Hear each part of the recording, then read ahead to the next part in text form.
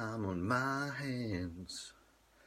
Hey, how you doing, everybody? 10:30 here in White Rock, British Columbia. It's late. It is late, I know.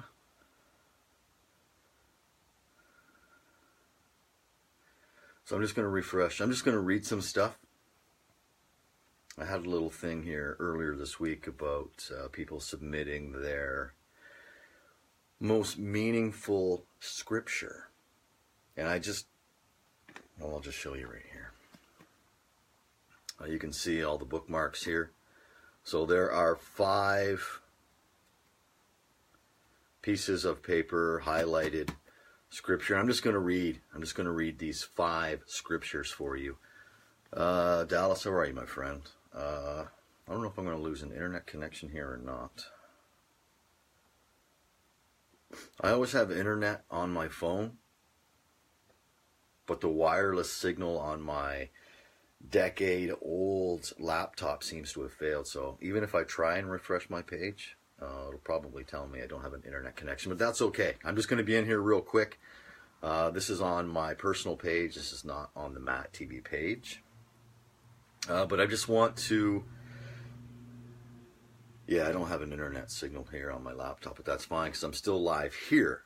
And like I've said many, many times, it's not about the live views. It's about the content of the show and the technology that we have. If you're here live, that's awesome. But if you're watching at your leisure on a Sunday, having coffee, watching the Olympics on whatever device you're watching me on, thanks for hanging out. This is just practice for me. Practice. We're talking about practice. Not the game. Not the game. Talking about practice. I'll save this one for the end. That was and what happened is earlier this week I was in the mindset of, I just put it out on Facebook in one of my posts, meaningful scripture, and there were like 22 people reached out and gave me their favorite scripture, and I will use this the next time I get in a professional recording studio, just laying down some new demo stuff. I think this is good practice. Just for talking out loud, because we don't normally talk like it's written here in the Bible. So it's just good practice. It's just good practice. So I just have 5 scripture passages that I'm going to read to you. They're just real quick ones. This comes from Isaiah chapter 40, verse 31. Oh, sorry, that's not the right one. Sorry. That was highlighted, but that's not one of the long sticks of paper. The long sticks of paper. It's live. What are you gonna do? Okay, here we are. This is Proverbs 13, verse 11.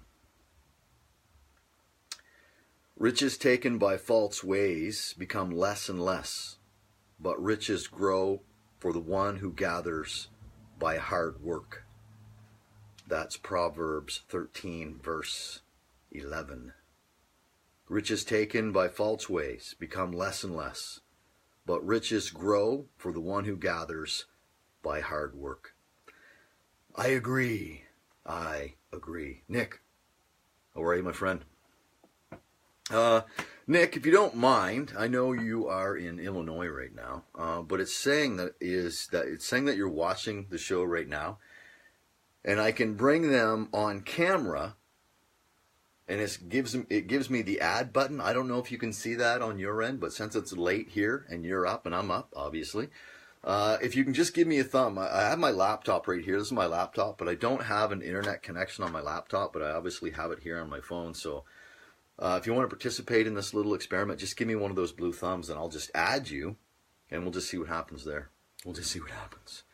Anyway, so that is Proverbs 13, verse 11.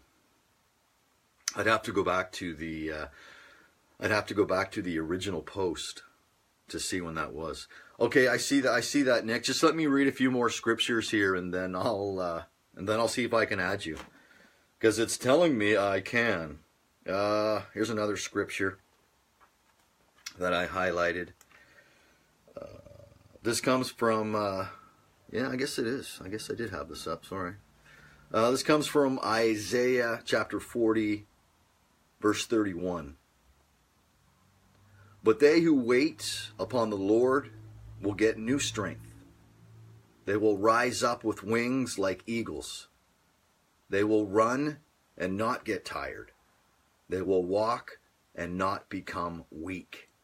Not sure who sent that entry in, but good stuff. Good stuff. I love it. I love it. I love the audience participation. The audience participation. I'll be right with you, Nick. I'm real curious to see if this works. I think that would be great. It would be a great addition to the show. It'd be a great addition to the show. Third verse here that I want to read to you, and this comes from Luke chapter 6, verse 32. Verse 31. Do for other people what you would like to have them do for you. If you love those who love you, what pay can you expect from that? Sinners also love those who love them. If you do good to those who do good to you, what pay can you expect from that? Sinners also do good to those who do good to them. If you let people use your things and expect to get something back, what pay can you expect from that? Even sinners let sinners use things and they expect to get something back. But love those who hate you. Do good to them. Let them use your things and do not expect something back. Your pay will be much. You will be the children of the Most High. He is kind to those who are not thankful and to those who are full of sin. John 3:16, good stuff, awesome. Duly noted, John. Okay, this is just the second to last one here, second to last one. The last one I'm going to read is for my mother and her sister Una, my aunt Una. Here we are in 1 Corinthians. I know I had it highlighted here. Oh, here we are. This is 1 Corinthians chapter 13, verse 4. I wish I had better lighting in here, but that's my fault. Sorry, here we go. Love does not give up. Love is kind. Love is not jealous. Love does not put itself up as being important. Love has no pride. Love does not do the wrong thing. Love never thinks of itself. Love does not get angry. Love does not remember the suffering that comes from being hurt by someone. Love is not happy with sin. Love is happy with the truth. Love takes everything that comes without giving up. Love believes in all things. Love hopes for all things. Love keeps on in all things. That's a cool scripture. Love it. Cool. Tanya, how are you? Final scripture here. And when I put this out on Facebook, my mother and her sister, my aunt Una, both made mention of the Psalms 23, because, and I didn't know this. I really didn't know this until my mom brought it to my attention. But these words that I'm about to speak from Psalms 23 were the last words that were spoken by my mom's father. So here we go.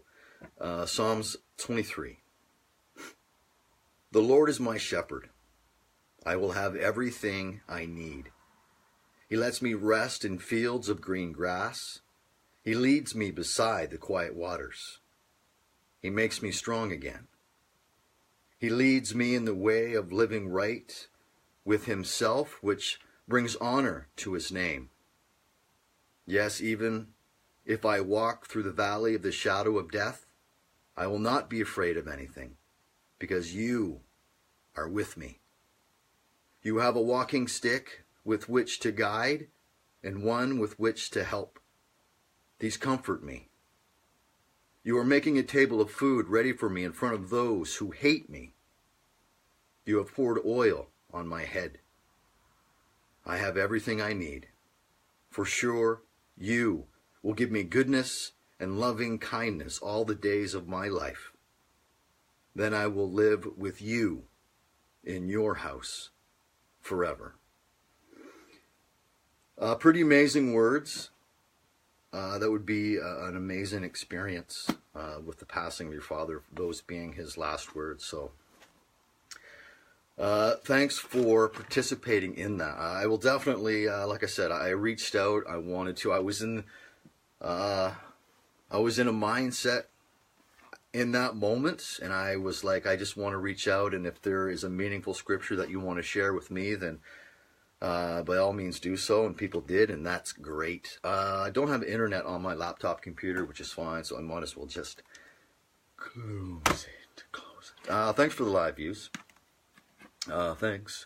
Oh, hang on one sec here. I guess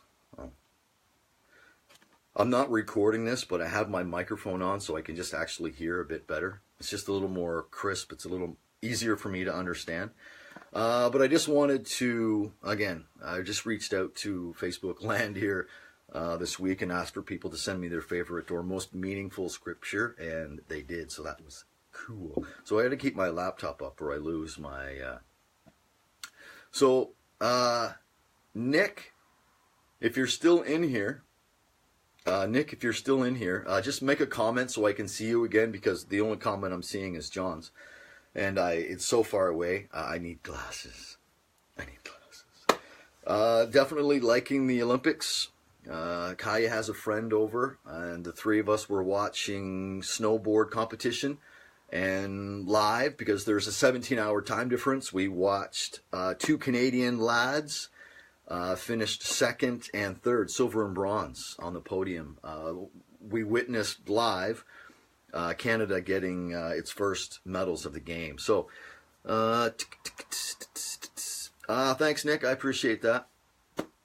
Now, I just don't see the ad button. I don't see the ad. So just let me...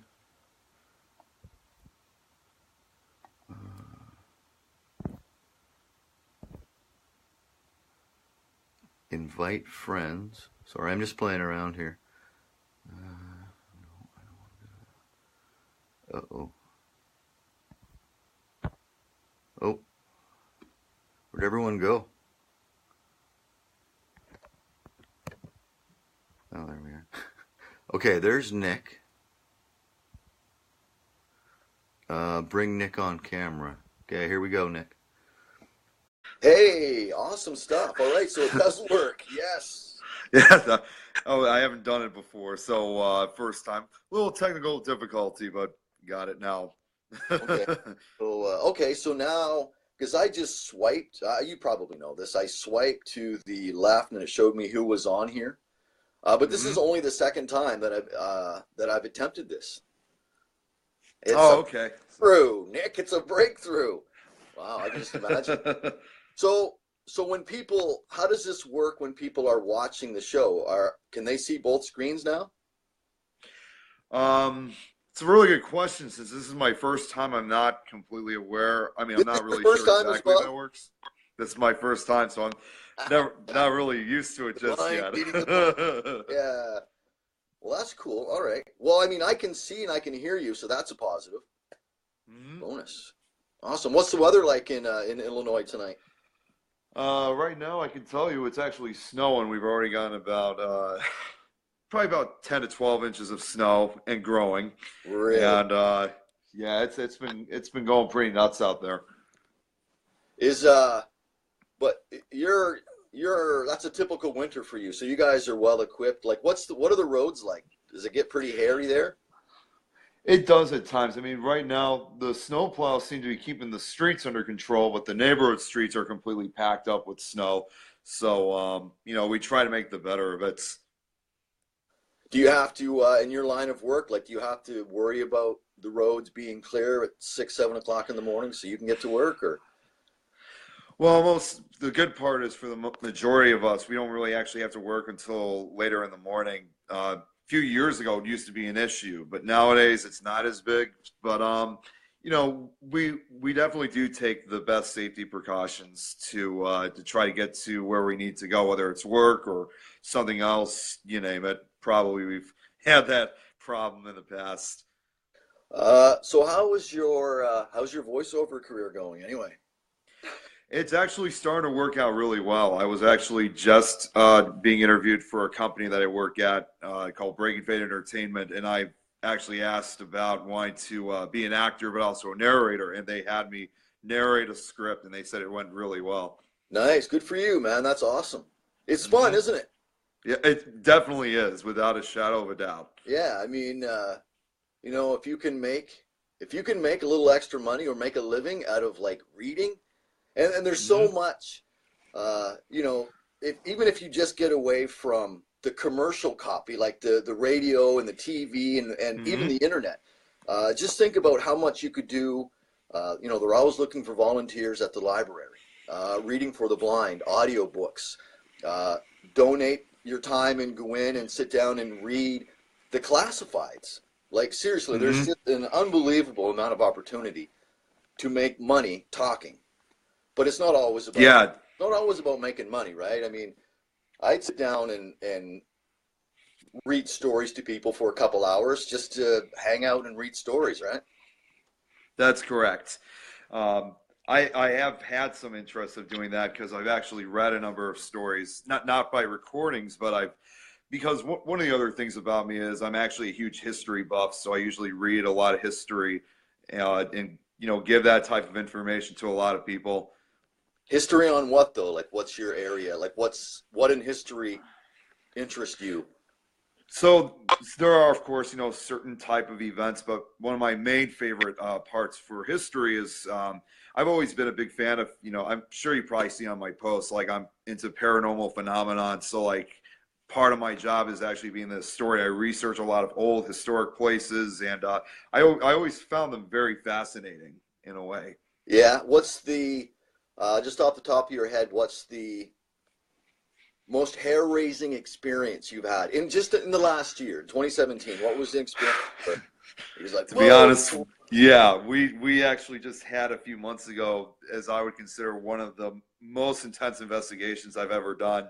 I've been doing paranormal and history research for 13 years now, and nothing beat what we saw. We actually, it was our first residential investigation, and we thought it was going to be just like any other site, but we just ended up we actually it sounds hard to believe, but we actually had our first exorcism, not on any of our investigation on our investigators, but the family that was living there. So it was uh it was definitely our hair raising experience for us.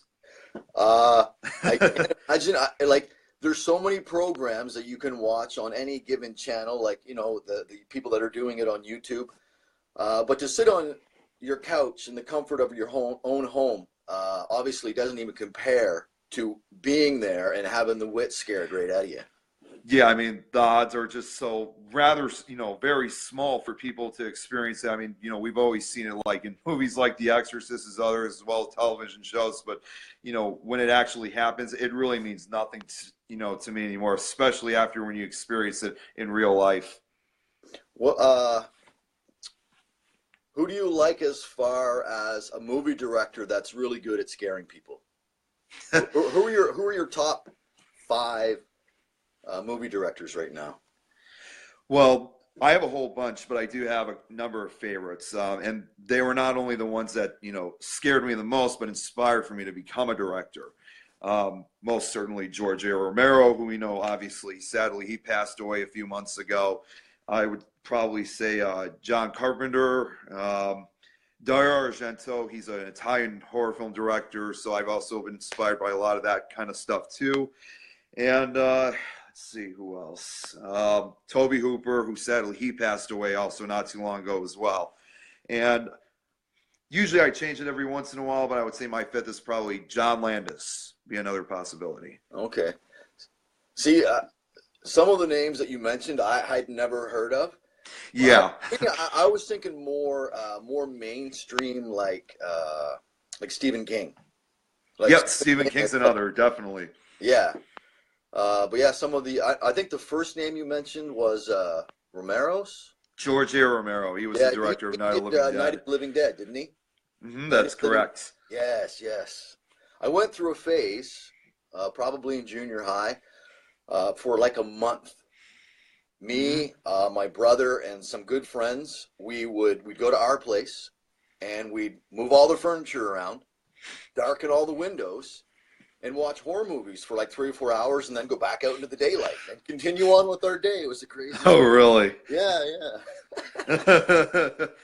Yeah, well, another interesting thing too, by the way, when you mentioned about George A. Romero, I actually had met him years ago, prior to his death, and that was a real big experience for me. I mean, I remember going up and meeting him for the very first time at a Fangoria's Weekend of Horrors here in Chicago back when I was 16 years old, and I had to wait more than an hour to actually see him because the line was going from the front of the table all the way to the front of the building. So what we actually did was we we thought about waiting in line at first, but then we thought, why waste our time? Let's check out the other celebrities, and then let's meet them right before they're about to leave us. The line's about to end. So that's what we did. Nice, nice. Excellent. Yeah, it's Yeah, always nice when you can meet,